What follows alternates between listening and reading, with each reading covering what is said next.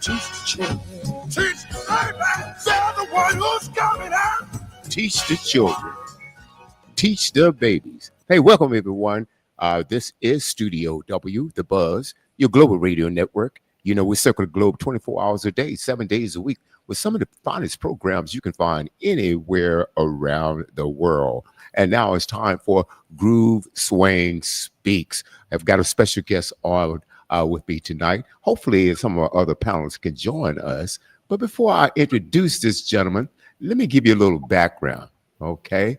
Michael Z. Muhammad is a cultural warrior and visionary dedicated to preserving and amplifying Black heritage. He's the founder and owner of African World Art Gallery in Philadelphia, which houses the city's largest collection of original African art. A 50-year member of the Nation of Islam, Muhammad embodies a lifelong commitment to faith, community, and justice. He is also an award-winning journalist with the Final Call newspaper, honored multiple times by the National Newspaper Publishers Association. The acronym is NNPA, including receiving its prestigious Ida B. Wells Award for Outstanding Journalism. Through art, journalism, and activism, he champions truth, resilience, and the enduring legacy of Black people. Welcome to the set, my brother, Michael Z. Muhammad. Thank you. I'm smiling, man, because I am so anxious. I'm excited about this particular broadcast. We don't do interviews, we have conversations. And welcome to the set, my friend. Yes, peace, family. It's really a pleasure to be here, and I thank you so much for having me.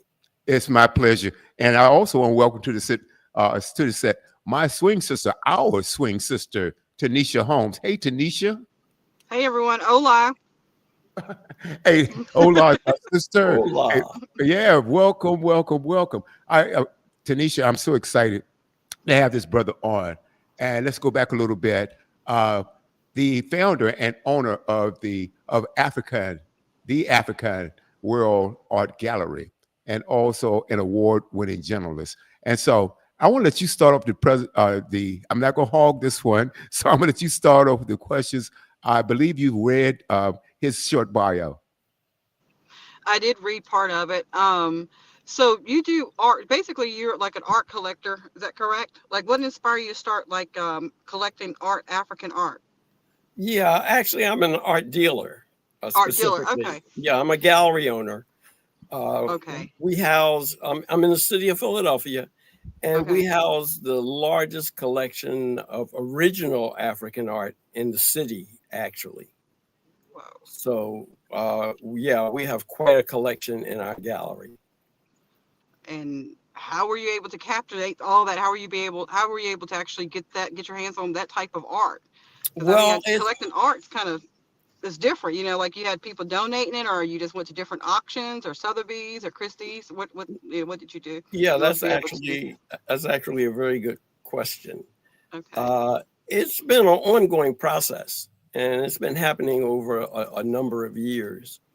I call my gallery African World Art because what I found was when I would visit the islands, I'd see the art. And boy, what an African flavor it had. When I visit various cities in the United States with African American artists, I could see the flavor of the African influence in the art. So it began to dawn on me that this art actually is worldwide. So actually, for a long time, the art that I sold was African American art, with a sprinkling in of Caribbean art from Jamaica, from Haiti, from the Dominican Republic. I had a breakthrough in 2018, and that breakthrough was I had an opportunity to go to the continent, and I visited Ghana. And there, oh my goodness, I met just some tremendous artists who wanted to do business.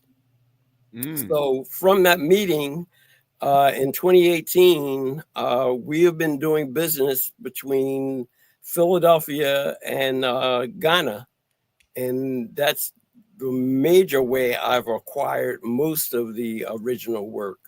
We also have work from the Cameroon, which is a little country sits right next to Nigeria. And I was able to make contact with an artist there. His name is Kazido. And we were able to get some of his art in our gallery as well. But, before we go on, what I would really like to do, I really would like to acknowledge the passing of one of our giants, and that's Brother Jamil El Amin. You may have known him as H. Rap Brown. Yes. Absolute giant. Did not Mhm. get a lot of publicity with his passing, but he's a brother that made a major impact and will be sorely missed. You're exactly right about that. I remember him we're talking back in the 60s, Rep Brown and the movement, the civil rights movement, and a lot of it, and even with the Black Panther, which was falsely, and even with the Black Muslims, I'm just say Black Muslims, I believe Muslims are Muslims. Correct me if I'm wrong, my brother. Okay. But there was so much falsehood betrayed about, like I said, the Muslim community and the Black Panther movement. And so, yes, H. Rep Brown, I remember that distinctly. Read a lot of things about him, and we can go on. And I want to thank you for coming on. You said a mouthful in just a few short minutes, but I want to go back a little bit, and I want the audience to know you've been a groove since 1968. That's correct. That's correct. And you went over it. Is it Morgan State? At Morgan State, Mother Bear chapter. Yeah. Oh boy. Oh boy. Yeah, Oh boy. yeah. I'm, Groove was just a baby. you're exactly right. You're exactly right. Wow. Wow. Wow. I came along a few years later at Virginia Union University, Mhm. 1973, Yeah, Panther chapter. But yeah. let's go back a little bit with your education and your love of art, what you're doing now. And also, I want to get into you being an award-winning journalist. When did the journey start, and when did you get the fever? And let's talk about, did journalism start first, or did the art or your love for art and collecting art? Which one came first? Actually, the art came first. Mm. I became involved in the art in the early 80s, around 1985 or Hmm. such, Hmm. is when I became involved. I didn't begin writing until the early 1990s. Hmm. Okay. Now let's go back a little bit because um, when I picture art, when I go to various museums and they say I go to an art museum or an art gallery, there is so much. Art has a language, or art tells a history, or art tells a story. Tell me about what do you get out of when you see art? Do you see a story? Do you see history? And do you want to know where did this come from? Why did you come up, or that particular artist? Why? What gave you the idea to put this on canvas, or however they are displaying that, whether sculpture or canvas or whatever it is? Uh, Again, just an excellent question, and I take it even deeper. I see the divinity and spirituality in the art. Mm, The thing that attracted me to the art in the very beginning was I was able to see the power that the art portrayed, especially on my walls in my house. Up until the 1980s, there was very little Black art in the homes of Black folks. hmm. Black art really didn't take off until the mid 1980s.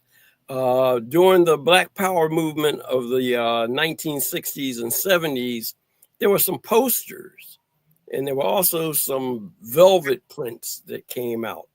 But that was about it. Everybody had in their house John F. Kennedy, Martin Luther King, and maybe some photos of their children and relatives. Black art didn't really become a thing until that transpired. You Hmm. know, what I say is, I say that in this world, I don't think we'll ever fit in this world as it is. Because for one thing, it doesn't, we deal at a whole nother pulse. We're melanated people. We deal with intuition. The thing that has gotten us through has been our spirituality. This world is so anti-spiritual, is so individualized that it doesn't make any sense. Let me give you an anecdote, and this is really some deep history here, but I want you all to bear with me. In 1962, at Morgan State College, in April, Malcolm X came to the college. Okay. He came to the college with a whole new epistemology in terms of how to think, and in terms of thinking outside the box, in Hmm. terms of the black man not imitating the white man, Come but on. coming up with his own, coming up with new concepts. Okay? In October of 1962, Groove Fi Groove was born. Intuitive, I mean, just in the air, atmosphere. We picked it up. Now, that's what I'm talking about. Hmm. Hmm. You know, this is deep, and a lot of people. Now, let's go back to something that you said when Malcolm X came on campus. He wanted to, or he wanted to or teach, or have the students, the faculties, and who is involved there to think on a different way. You wanted to Let me ask raise their consciousness. ways of consciousness. Have we always had that though, Michael? Because Just we were the original builders, creators, the right, architects, the right, scientists. right. Come But on. you have to understand, in the 1960s, Yeah. the only thing we were interested in was integration. We were Oh, interested in Greek fraternities and sororities. right. Our interest was how could I put it? Real Negro traditional, and he brought a whole new black concept Right. into play. Right. Because we weren't conscious of where we came from. No, not at all. Oh Not boy. at all. Even Tanisha, on the campus. Tanisha's smiling there. I know you have something on your mind. Tanisha, come I on. know. I'm just liking the information. I mean, I just know that they just stripped everything from us. That's all I know. So Oh, that's what it boils down to. And then, I just had some other questions about the art gallery. But I mean, we're going to another conversation, which I love we Malcolm can, X. So we I'm loving can it. go So back to just the art keep too. on teaching me. I love to hear this information so I can like carry it on to somebody else too. So Yes. Well, yeah. see, Brother Michael, yes, see, this is the thing about it, and I believe it, and I know you know this. If we knew our history, a lot of us, it will reveal to us our strength. Right, that's right. And we don't have to go on, brother. I'm sorry. Yeah, no, the point, I don't want to lose the point. And the point is, Man, all of this centers on the black art and its necessity for our sustenance. come on. The art has so much importance and value. I mean, it's our culture. And what we seem to do is we seem to take our culture and allow others to corrupt it. I mean, I Mhm. think we've seen this in hip hop genre. Tremendous cultural leap, but others got a hold of it and turned it on its head. But what I'm saying is, black art offers a profound model for life. Mm. And I think it's time to recognize that art isn't something black people do, it's who we are. It's how we walk, it's how we talk, it's how we dance, it's how we create. Oh man, Oh man, it's just powerful. it is powerful. We have to realize, Tanisha. Let you have it because I'm getting real excited over here. I'm getting excited too. It is us. I mean, I like that. I like that expression of that. I mean, that's Yeah, right. We are art. We are the art. We were crafted in God's image, so we are art. I like that Yeah, idea. That's a good way to put it too, as well. So yeah, I'm just enjoying your conversation. So keep on talking. So educate me some more on this right here, because I like art myself. But I like mixed media and abstract art. But I right. mean, with you having the galleries, which is great. I was going to ask you another question. How far back do you actually go? Do you go 100 years, 120 years? Do you actually do any type of collections like that too, as well, as far as like with any black artists from back like 100 years ago, 200 years ago, that you can actually sell at Christie's or Sotheby's or IFAR or whatever? Yeah, and again, that's another real good question. Those pieces are so rare mm. and so hard to find, and so many have been destroyed that Oh, it's actually next to impossible to find them. And if you did, I certainly couldn't afford them. Just recently, the art has begun to sell for what it's worth. Black art has always been undervalued, mm-hmm. underappreciated, Mm-hmm. and that's how the whole arts movement was able to take off, because the black artists, they couldn't get that art in museums. There were no black galleries. So these black artists were painting and they had just houses full of art. So when the 1980s came along and we began to open up art galleries, there were art printing houses that were run by blacks. It became a whole black enterprise. So all of that went into it. Mm. But, Uh, uh, you know, mhm. what I'm saying though is I call this the divine art of blackness.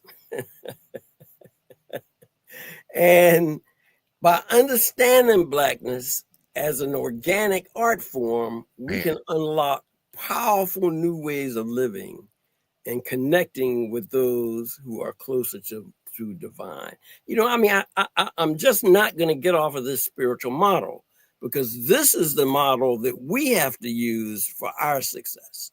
We cannot use the man's secular model, come on, that's brother. devoid of the creator, that's devoid of spirituality, that's devoid of positive more ways, folk ways, our norms and customs.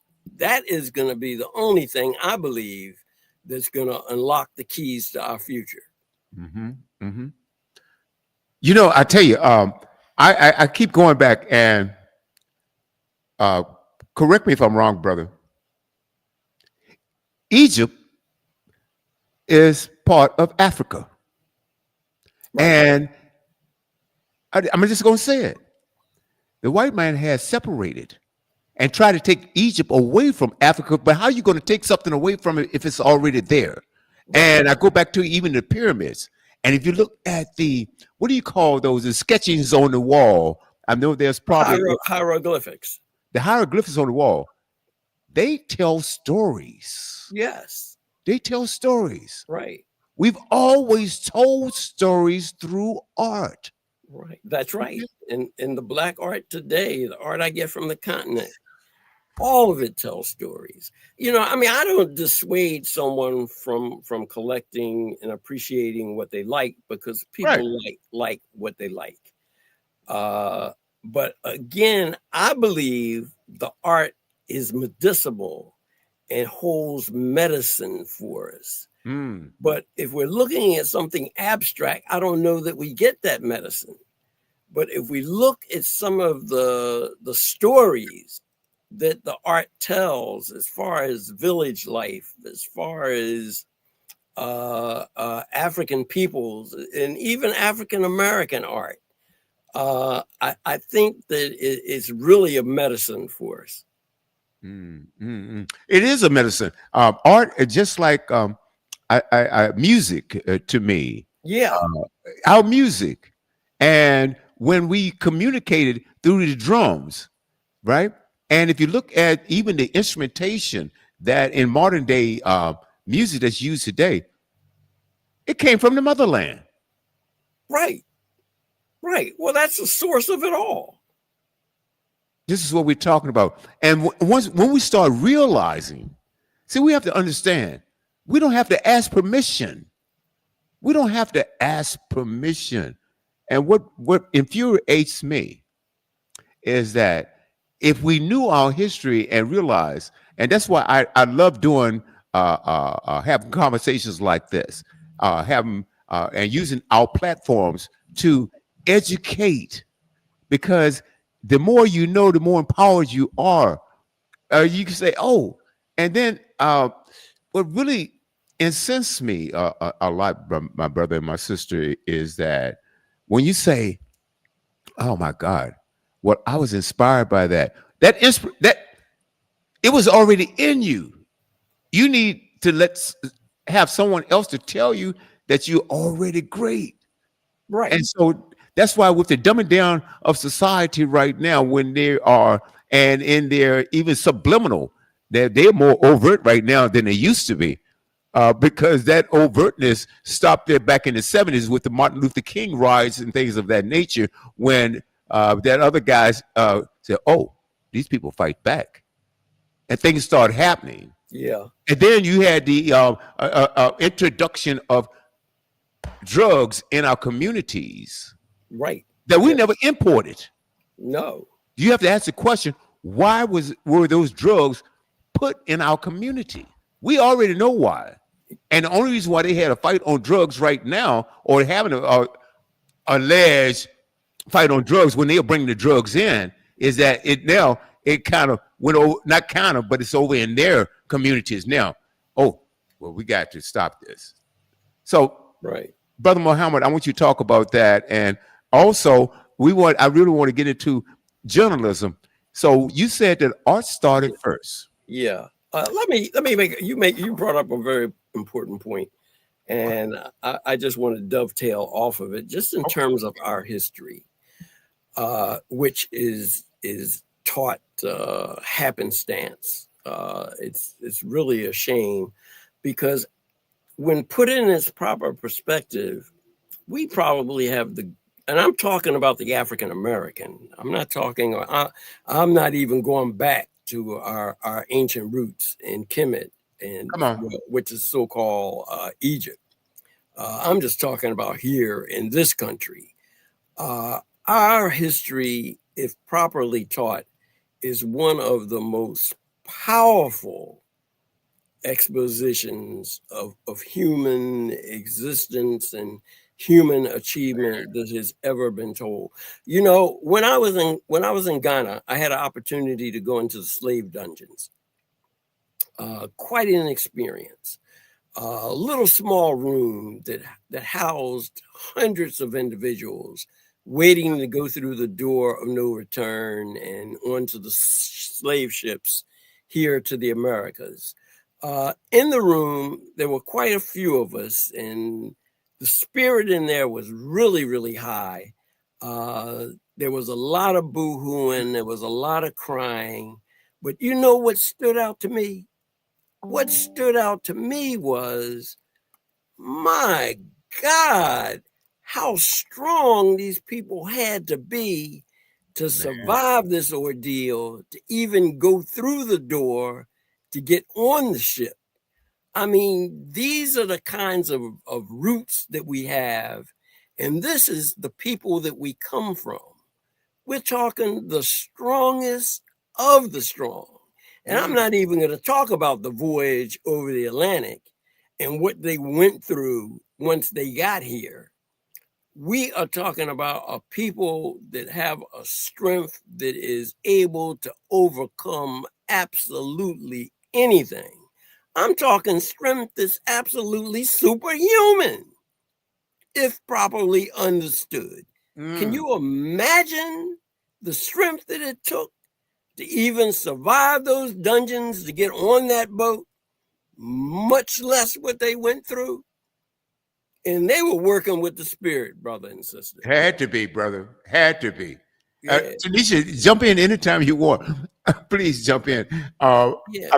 If you have a question, okay, just go and jump in and just say something here because I I'm mean, I, thoroughly enjoying this.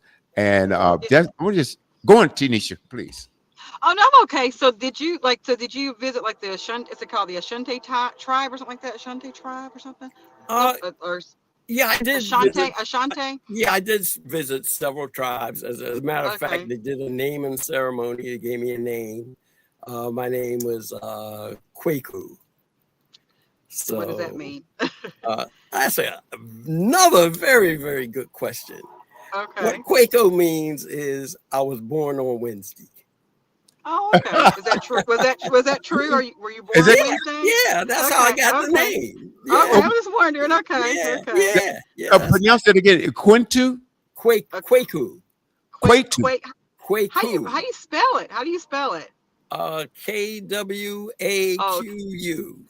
okay. Wednesday Oh baby. That's wow, what this that is so means. cool. This is Okay, so that's cool. pretty cool. Yeah, Okay. yeah, yeah. Yeah, It yeah. was it was a thrill. Okay. But Now, yeah. I'm sorry. Go on.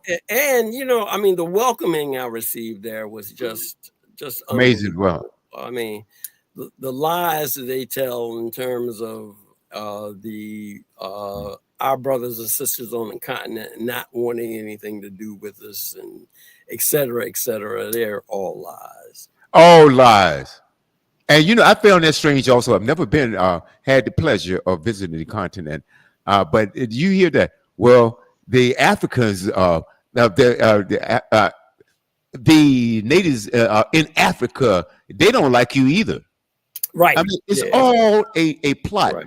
Right. to dismantle and tear down. Right. And Well, to what, keep us separated is what it's all about. of course, Yeah. it's that old ancient divide and conquer. Yeah. Because you can't conquer the mass. So you got to, No. yep. And so you cause infighting. You do things to cause infighting. And I keep going back into the 70s when there's a book out called Glass House Tapes by Louis Tackwood. Not sure whether you're familiar with that or Tanisha, it's out of print right now. And he was talking about the Black Panther movement and things of that nature, and how the police would plant Right. others that look like us in the crowd to throw a bottle or something at the police, which give them justification to kill us. Mm-hmm. The Black Panthers, they used to have situations where they would feed the communities. And I remember reading a story where they had, well, the cost effective way to feed a bunch of people. They would cook spaghetti, prepare spaghetti. And so there was a fake call that came into the headquarters that one of their brothers or a bunch of their brothers were being attacked or something like that. So the brothers, you know how they do, they reunite and go out. When they left, the FBI put thumbtacks in the spaghetti. See, stories like that, man, that aren't told. Yeah. And so there is so much. And so let's get back to your journalism. Yes. Did your discovery of art, which led you to journalism, excited you enough, or what's the word I'm looking for? It's a simple word, or inspired you to start writing about it? Again, that's a very good question. And actually, one had absolutely nothing to do with the other. I give up.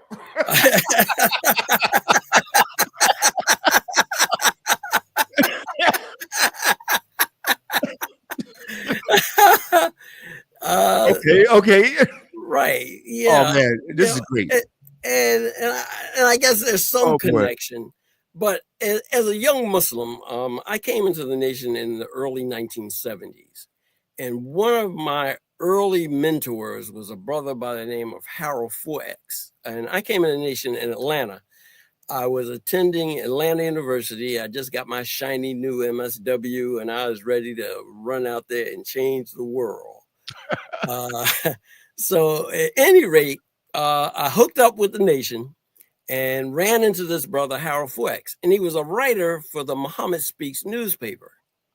Now, Mhm. Tanisha, I'm sure you don't know this, but the Muhammad Speaks newspaper was one of the most powerful Black newspapers that has ever been presented to the Black community in America. It ran from, I guess, 1960 to 1975. If you got a copy and read it today, you wouldn't believe just the relevance that it would have even today. So, any rate, this brother was the bureau chief in Atlanta, Mm. and he became my mentor. So that was my first, I guess, inspiration as far as writing. I never did anything with it though. I was just good friends with this brother and was awed with the work that he did in terms of his writing. Fast forward to 1990, they say what is a very good thing to do is, especially if you're involved in an organization, is find a need and fill it. So I saw a need. The Final Call was a relatively brand new publication, and there was a need for writers. Mhm. And my first foray was Malcolm X's daughter and Martin Luther King's daughter came to Chester, Pennsylvania, and they put on this play. And I covered the play and wrote a story on it and sent it to paper. They liked it, they published it, and as they say, the rest is history. That was like 1990. Okay. Yeah, so I've been writing since then. That's incredible. That's incredible. So you doing I see what you're doing. You are, and it seems like to what it, I can feel that both of these are out of passion, where Oh, you absolutely. are presenting the art, and then you're telling this story. Right. Yeah. And you and I talked off air briefly, and I called you uh, a preservationist. I don't know that if that's a term or not. I don't know. It may be, it may not be. I don't know. Yeah, well, Uh, no, I think that's a very accurate term, especially for me, because one of my passions is preserving the culture and preserving the history.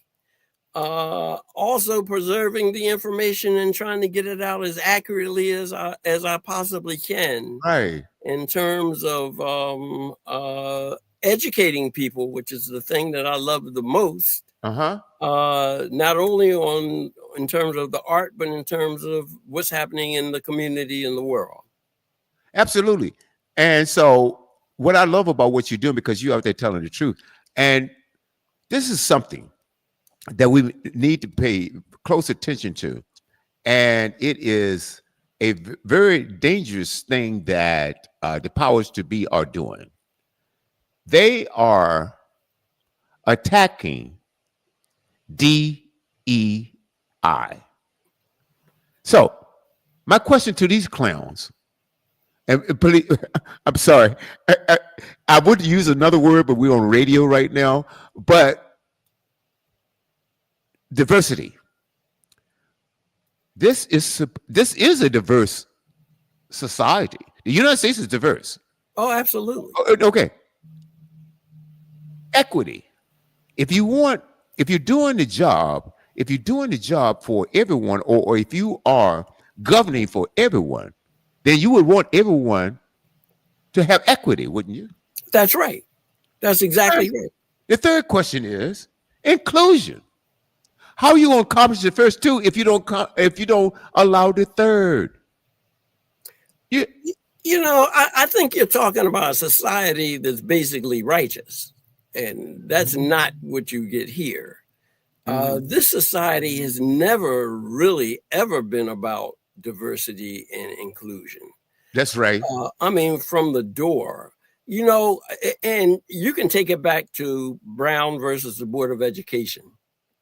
When you think about Brown versus the Board of Education, it was a monumental Supreme Court decision as far as integration was concerned, integration of the public schools. The whole idea was under this law, we would integrate the schools and everybody would be even Steven as far as their footing for education is concerned.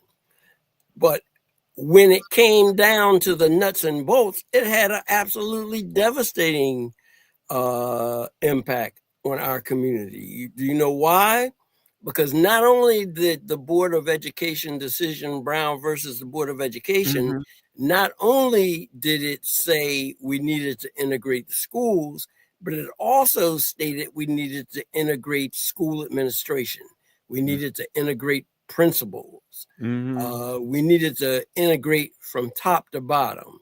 And what wound up as a result was, prior to the decision, we had Black principals, we had Black administrators, on and on and on. Through the decision, over 1,000 Black administrators and teachers lost their job. And they lost their job because white folks was not going to have Black principals over white children, or Black administrators over Black teachers. Come on. So rather than have that happen, the administrators and teachers were not carried forth. They lost their jobs. In a lot of instances, many became janitors in the schools that they were once principals of. I mean, can you fathom that? And on top of it all, they were more credentialed than the white administrators and principals. So, you can look at, go on, brother. I'm sorry. No. So, again, my point is the deal has never been fair, and they've never wanted it to be fair. Now, with the whole movement towards affirmative action and some kind of peanuts to help balance the situation, I mean, to a large degree, it did help somewhat. But to take and roll all of that back, brother and sister, that ain't nothing but just a gigantic slap in our face. I mean, how are you supposed to achieve when the playing field is just so doggone unequal? You're exactly right. And also, what we really need to pay attention to is the distractions. Okay, Right. they will say one thing. They will say one thing, but it has a whole different meaning. Think about this thing about DEI again. Well, no DEI, no D. They are stripping, taking away our Black heroes that would serve this country in the military. What does that have to do? That's history. But you're trying to erase that. General C.Q. Brown, 4-star general. Okay, a part of the Joint Chief of Staff. He was fired for a white general that was lesser. He was a 4-star. They replaced him with a 3-star. Right. Okay, Jackie Robinson. They want to erase him. Now he also has a military history.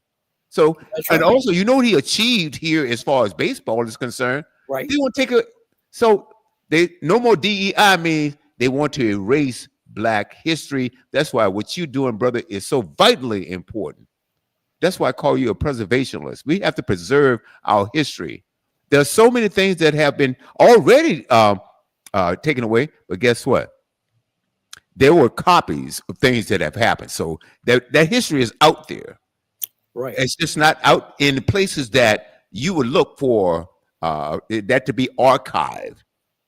Whether it's the Pentagon, whether it's whatever it is, because we have served this country loyally and gotten the least in return for that. You take the Black soldiers, for instance, with the VA benefits and things of that nature, coming back from World War II, whatever it is, and they couldn't even get housing where white housing was provided for white folks.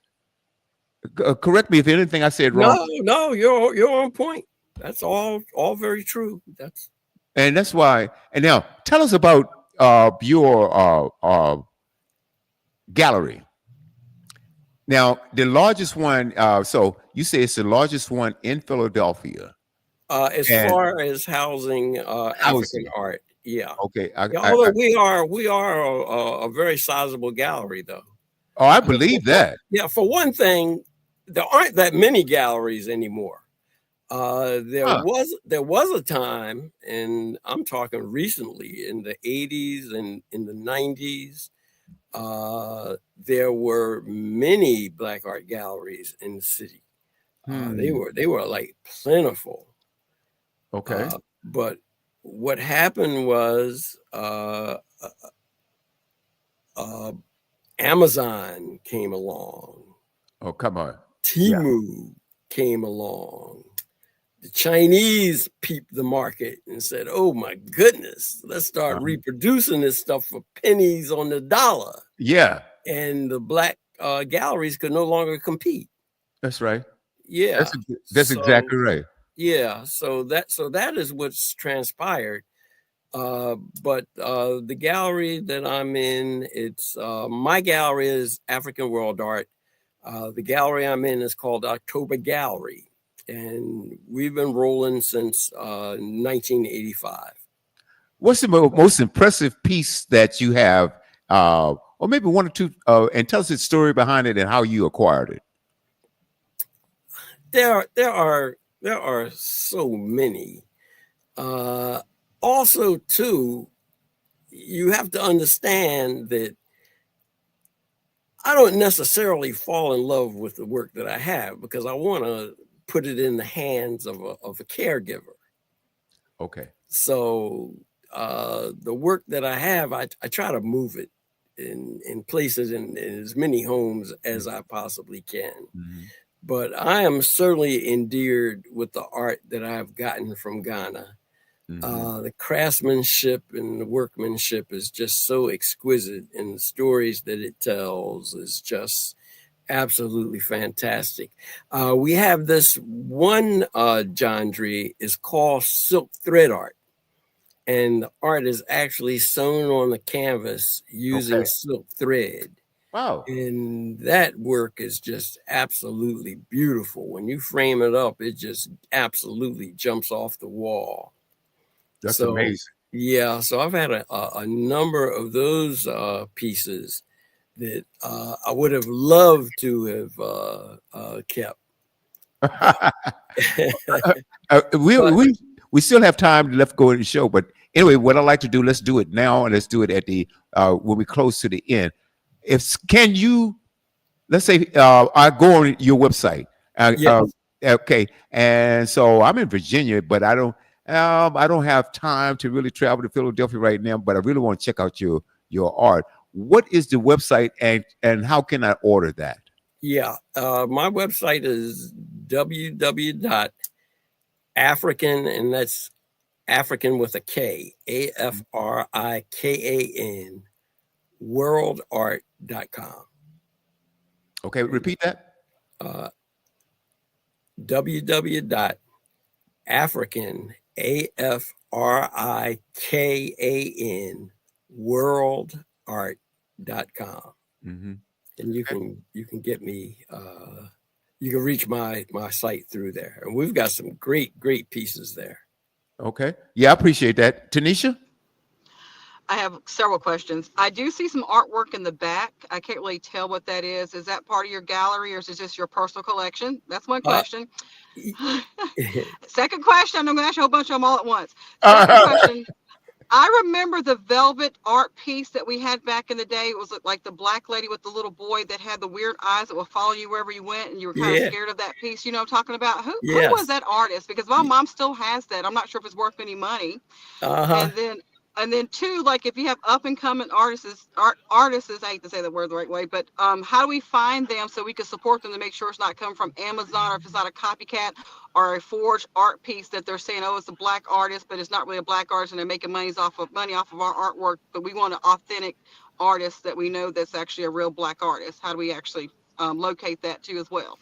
Yeah. I would say I would say Google and find a reputable black art gallery, and you Okay. pretty much can find the work that you're talking about, and it will be reputable and what have you. As far as the piece I have absolutely no idea. Okay. There were quite a few of them Uh-huh. out there. Yeah, it So, was weird. It was I loved it. It was weird though. So we're talking yeah, fireplace. right, right, Yeah. right. Yeah, yeah. I bet it's a wonderful piece, though. It is. It is. She's my mom's really good as far as like keeping up with things like that too as Yeah, well. you You know, know, hopefully she got some baseball cards, but yeah. and Um, and I guess also too, one thing I'd like to add, especially talking about the original art, it's an investment. I mean, it's not like you buy the art and it goes out and it depreciates. You buy the art and you take it home and it increases as far as the value is concerned. So in many ways, the art makes for a great investment. And like a commodity. as Hmm. we continue to grow and do good things, which I'm very optimistic we will, it's going to only enhance and increase the value of the art. Do you have any type of art, African mask, like from the masquerades? Do you have anything like that too in your gallery? Authentic mass, Okay. not so much something I think that you put on to go to a party to. Okay. Okay. But I Okay. do have a number of authentic African masks from throughout the continent, from Ghana as well as Kenya, Mm-hmm. Central Africa. Yes, we do. And also carvings as well. We have Oh, a carvings. number of carvings, Oh, some great carvings out of Kenya that we've been able to acquire. So, but you said you focus like on Ghana and Cameroon, and then you do some Kenya. Do you do what all regions do you do all the regions of Africa, or just the central part of Africa? Like what? Well, What? actually, it's the western part Okay. of Africa. Okay. And that's only because that's who we've been able to access at this Okay. point. Yeah, yeah. I've been trying to get over to East Africa. East Africa. Okay. Yeah, yeah. I haven't gotten there yet, but uh, hopefully in the near future, mm. One cultivate more, one, relationships there. one more question too. So, like a Picasso piece, is it really hard to get a hold of something like that? If someone says they actually got a copy of a Picasso art piece or artwork, is that true? I thought it was kind of near impossible to actually find a piece of art like that. You can find a print. A print. Okay. You're not gonna get an original. But even the prints have value. What? Okay. I had a sister, also too. Another part of the work that I do framing. Okay. So I Mhm. frame the work. So I was doing framing for a sister here in Philly, and she had this Salvador Dali. Actually, it was a picture of a freaking fish. You know, I mean, it looked to me the thing was ugly, but she asked me to appraise it for her because she wanted to know did it have any value, and it was a limited edition piece. I think Dolly had only done like 300 of them, and I Mm. think her copy was 125, something like that. So at any rate, I researched the piece, and lo and behold, found out the piece was worth $5,000. What? And we're talking about a piece of paper. But again, you're talking about a white artist. You're talking about Salvador Dali. The majority society, they really hype their people and they put value on their people. And you can get that kind of price for their work. That makes Mm. So sense. yeah, so what I'm saying to you is you might find a Picasso that's a print that might have some value. Mm. It is Okay. possible. Yeah, Okay. but I doubt seriously if you will come across an original Picasso. Mhm. I just know someone that said that they did, but okay. Um. An So, is there? original Picasso, really? Yeah. Okay. Hey, Okay. listen, nothing surprises me in this world. Yeah, I think it came from China. So, Yeah, Okay. it looks real. that sounds about right. Okay, I really do. I think it's a counterfeit. So, you're talking about Amazon and Temu and stuff like That's that right. too. So I think That's that's where right. it I came from. mean, they're turning Uh them out. huh. Is there a fee to go to your gallery? Is it free? I mean, is there an admission fee? We're absolutely free. Okay, wonderful. Yeah. Okay, Yeah. And okay. another component that we do is we do a lot of educational programming. We do programming on the importance of collecting Black art and why you should collect it. We do seminars on historical figures, Mm, just anything that we possibly can to help educate and uplift the community. And we're free. that's outstanding. Yeah. Do brother Muhammad, fellowman Muhammad, uh, do you also have book signings there at your gallery? We do. We do. And we've had some great book signers. We had Sister Khalila Ali. She was the Yes, second wife of Muhammad Ali. I know who she is. We had her at the gallery with her book. Oh And, boy, and oh boy, I boy. tell you, that was, you know what she said to me when What's she that? came into the gallery? She said, Brother Muhammad, this place is absolutely magical. You know, And I I'm going to tell you something, and you don't know this, and Tanisha doesn't know this. I've had the pleasure of having conversations with her twice. She's been in studio, live, sitting right next to me okay. twice. I Okay. have an autographed picture of her and Muhammad Ali right here in the Yeah. studio. Yeah. Absolutely, and She's she quite a also has. character. Oh, she talks more trash than Muhammad did. I know it. Matter of fact, she credits with giving Muhammad the trash to talk. That's, guess what? It got to be true because she told me the same story. Yes, she said, I made him. Right. This is the truth. This is a true Yeah. story. Right. Absolutely. Yeah. And Yeah. her latest book,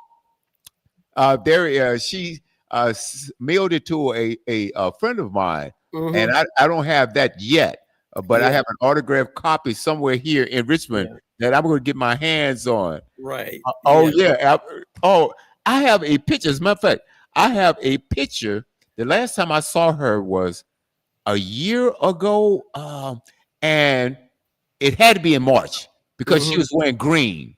Okay. Okay, I remember that picture, and she hugged me, and oh my God, yep, she is a character, brother. Yeah. And Yeah. I think she stays in Africa more than she does in the United States. It's possible.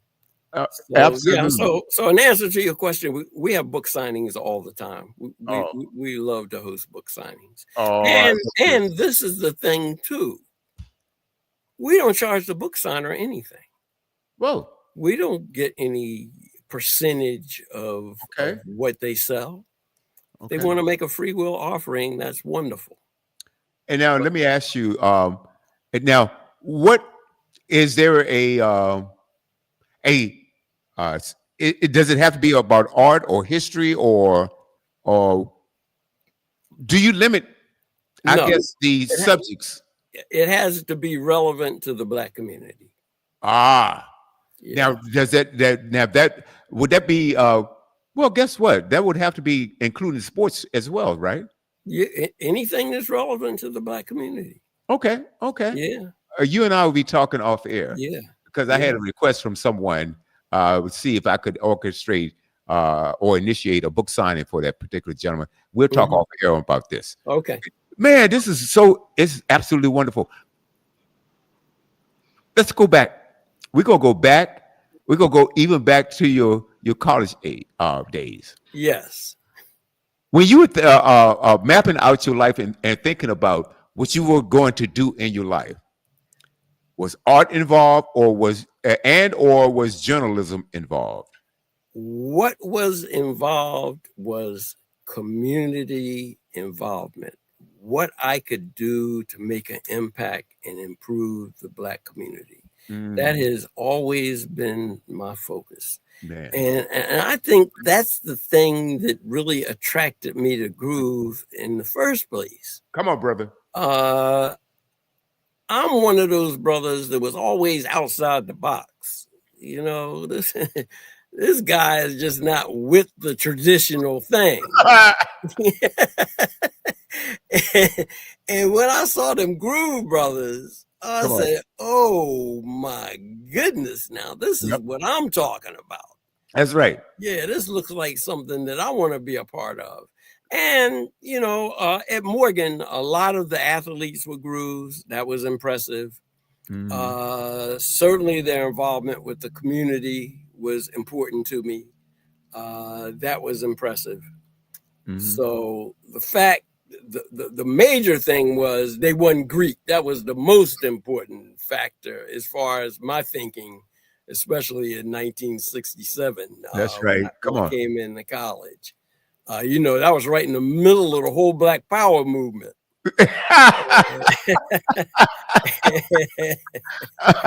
Oh, I'm And smiling because that's a lot of the reasons why I chose Groove. Plus, man, we were the hippest cats on campus. oh, no doubt.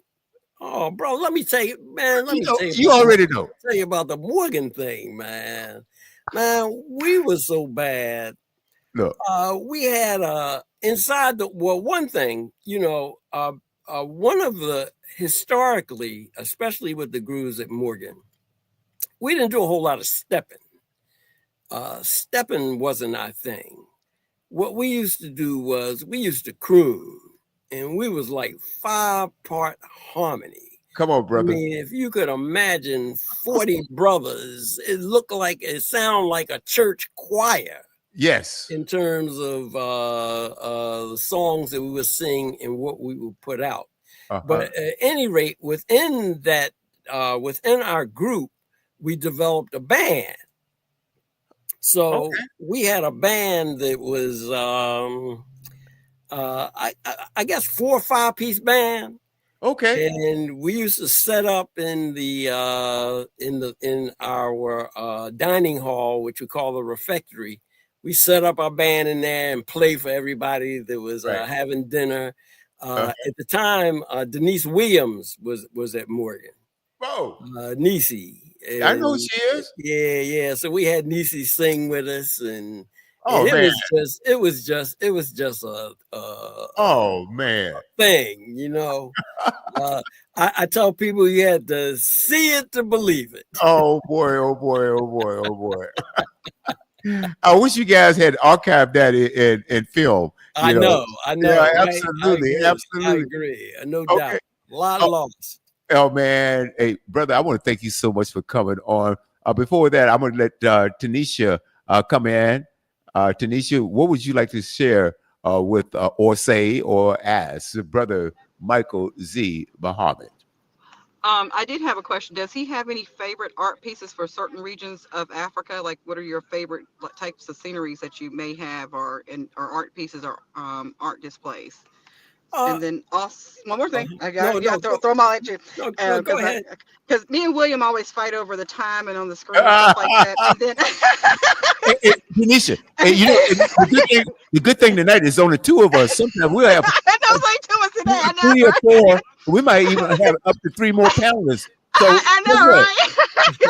know, The right? rest, the rest, they're gonna be jealous because you I and I know had. this has been fun, right? Go ahead. What you say?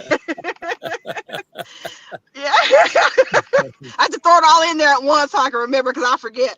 And then, of course, your famous African artist. And then, of course, have you ever worked with I think it's called what's it, the African Museum of Art or something like that? It's an institution that actually does, like, you can donate to them. Yeah, I haven't had any firsthand experience with them. Okay. Okay. But I love themes that depict village life. Okay. I love themes that depict strong images of African warriors, Okay. male warriors. I love themes where sisters are depicted in sisterhood and, Mhm. and together and family life. All of those images I find to be very, very appealing. Do Amazing. you do any of your artwork? Do you do any type of art yourself? Are you an artist yourself? I can't draw a stick man. Can you do that? Okay. No, okay.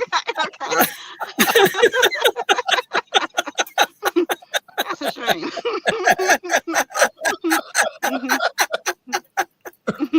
That's terrible. That's terrible. Michael. Oh my. I can't believe I can't believe we are out of time. Brother Muhammad, please give the people your website again, in case they want to look at your website and then purchase some art from you. What is Mhm. that website again, my brother? That site is www.african, and that's spelled Afrikan, World Art, WORD, or WORLD art.com. Outstanding. So it's And African World Art with a K. right. And so the next time you come on, because we've got to have you back, brother. And I have several other platforms that I know you're a businessman, very, very businessman, but I would love for you to come back on this platform. Our outstanding program director, that's The Rock. And she's contacted you. She is absolutely outstanding. And she decided to take a role behind the scenes. And she has blessed us and graced us with, I think this is episode number 95, Tanisha. And she books all of our amazing, amazing guests. And Brother Muhammad, this Yeah. has been Also, too, real quick, I'd be remiss if I didn't do this. I want to shout out my graduate chapter, Tri County, here Track County. in the Philadelphia area. Okay. Brothers of Tri County do just an amazing work in the community. Okay. As far as rolling up their sleeves and getting involved. We have a great chapter, great graduate chapter here. In Philly, actually, there are like 3 graduate chapters, of which Tri County is one. Okay. Well, And let's talk, because I tell these brothers this is what we're all about. yeah, I created this. No, I can't take all of the credit. Rock and I, we came up with the idea to put on this program called Groove Swing Speaks, because on the West Coast we had a show before I migrated back here to the East Coast called Groove Talk Radio, and it was mostly mainly in the region there. But we wanted to expand this around the globe, all of the United States, and anywhere brothers are anywhere in the world. And so we want, and also sisters. So we came up with the idea, Groove Swing Speaks. And we've had people like you, my brother, that's into art. We've had music, medicine, education, health, including mental health, business owners, entrepreneurs of all types and all walks of life.